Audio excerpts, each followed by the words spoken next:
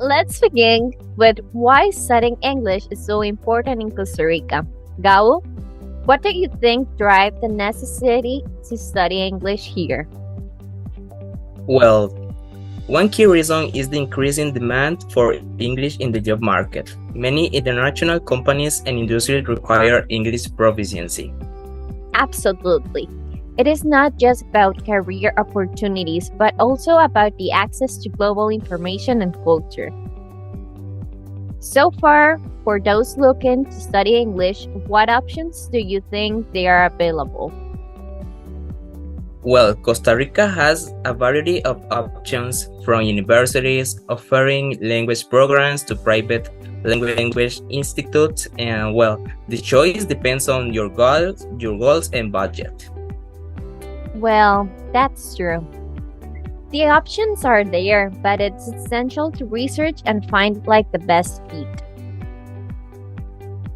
Well, moving on, what do you think about the ideal candidate traits? Because, well, the personality traits can make someone an ideal candidate for learning English in Costa Rica. Well, I think determination and open-minded attitude are crucial. Learning a foreign language can be challenging, so being persistent is the key. Yes, and being willing to step out of your comfort zone for practice, whether through conversations or cultural immersion, can make a big difference. Yeah, that's true. Now, let's address the difficulties. What are some common challenges people face when learning English here in Costa Rica? Well, I think limited income can be a significant hurdle. Quality language programs often come with a price tag, making it inaccessible for some people. Also, not everyone has easy access to a native English speaker for practice, so these make fluency less fluency because you don't have someone to practice with. Yes. Well, now I would like to mention our personal experiences. And, well, in my case, I had to balance work, study, and family, which made it tough. But with determination, I made progress. And, well, I think sometimes the schedule is very difficult because sometimes I have to attend classes for many days, and well, the projects are another difficult thing. And how about you? Well, personally, I face challenges sometimes with pronunciation because I want it to be so perfect that I get stressed or anxious.